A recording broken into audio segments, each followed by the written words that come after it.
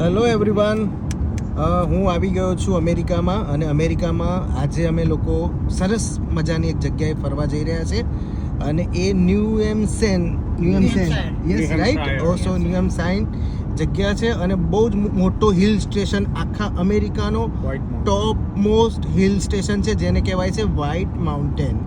સો આજે અમે બધા આખી ટીમ જે સાગરભાઈ છે, બબલુભાઈ છે, હેતભાઈ છે, પાછળ અમારા બોસ્ટનના બે મિત્રો છે.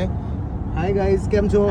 હા, અને અમારી ગાડી જે ડ્રાઈવ કરે છે મયંકભાઈ છે.